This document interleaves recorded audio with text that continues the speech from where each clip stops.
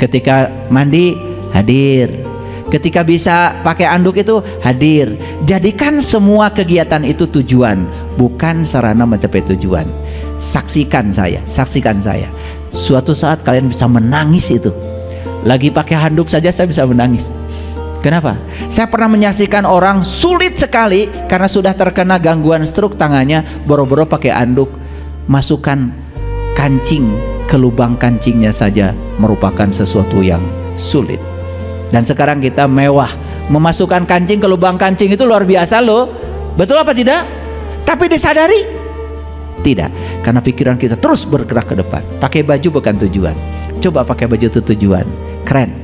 Nah sekarang semua tujuan hidup adalah hidup itu sendiri. Ulangi ya. Semua tujuan hidup adalah hidup itu sendiri. Hadir di sini saat ini sekarang. Rasakan nanti.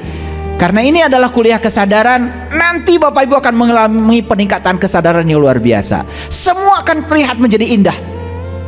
Percaya sama saya. Bahkan saat kita sudah berhadapan dengan nasi pun mungkin kita akan terdiam sejenak. Luar biasa. Bagaimana ya Allah menumbuhkan padi ini? Bagaimana padi ini bisa sampai ke tangan saya? Berapa ribu orang yang terlibat untuk menghadirkan satu piring nasi ini?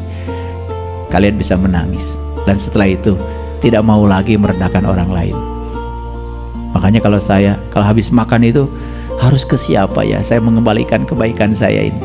Karena saya tidak tahu yang nanam padi siapa, yang nanam tomat siapa, yang nanam jagung siapa, saya nggak tahu. Makanya karena saya tidak tahu, ya sudah, siapapun orang yang bertemu dengan saya harus saya bahagiakan. Itu aja. Itu untuk mengembalikan hutang budi saya kepada mereka semua. Makanya kalau saya habis makan itu, aduh, tanggung jawabnya luar biasa. Boro-boro merendahkan orang, boro-boro membenci orang, boro-boro menghujat orang.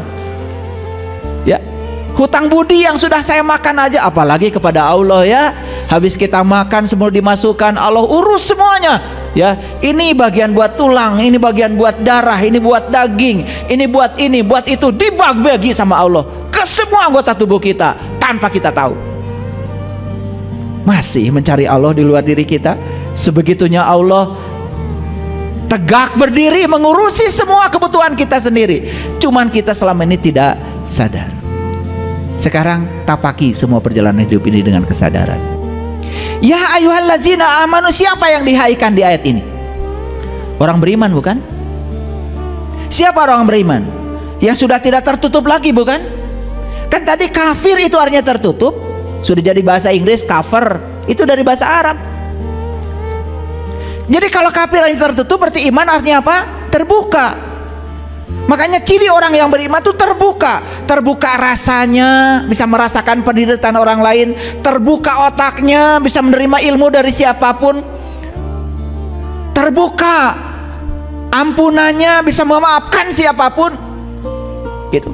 Buat apa kalian marah? Daripada marah lebih bagus memaafkan.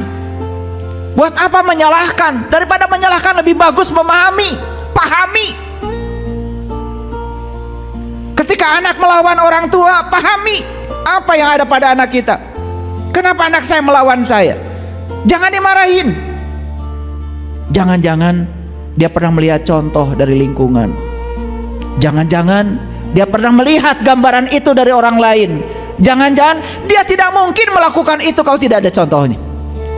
Karena saat anak itu berkembang, dia punya cermin neuron, namanya mirror neuron, cermin saraf. Dia akan melakukan yang dia lihat. Jangan buru-buru dihukum, jangan buru-buru diponis, jangan terjebak benar salah. Pahami, pahami. Maaf, kenapa suami saya kok tidak sayang lagi pada saya? Pahami, pahami. Jangan marah dulu. Ada apa yang salah dengan saya? Jangan-jangan pelayanan saya tidak bagus. Jangan-jangan saya terlalu cerewet. Jangan-jangan saya terlalu memiliki. Jangan-jangan saya terlalu melekat. Jangan-jangan saya tidak membuat nyaman. Rubah diri kita. Kita tuh sudah terbiasa merubah orang lain di luar diri kita, dan kita lupa merubah diri kita sendiri. Betul? Yuk lihat ayat ini. Siapa yang dihaikan? Orang beriman. Siapa orang beriman? yang sudah terbuka, orang yang sudah sadar, orang yang sudah hadir di sini saat ini sekarang, merasakan kehadiran Allah setiap saat di ruang dan waktu. Tempo hari di Cikole, saya ajarkan meditasi berjalan. Meditasi berjalan, nangis semua. Padahal kalian berjalan tiap hari. Betul? Cuman saat berjalan saya bawa ke kesadaran. Saya bilang, angkat, ayunkan, tumpukan. Angkat, ayunkan, tumpukan. Rasakan ketika kamu sedang mengangkat. Rasakan ketika kaki sedang mengayun. Rasakan ketika kaki sedang menumpuk ke tanah. Rasakan, hadirlah di situ satu. Nangis semua. Ayah, saya berjalan tiap hari tapi tanpa kesadaran. Dan hari ini saya berjalan dengan kesadaran, saya menangis. Lalu semuanya berterima kasih. Terima kasih kaki, kamu hebat. Kamu mengantar kemanapun saya mau. Saya sudah jalan-jalan ke luar negeri, saya jalan-jalan kemana karena diantar oleh kamu. Dan selama ini kita hampir tidak punya waktu berterima kasih pada kaki kita ini. Makanya kakinya pegel-pegel, rematik.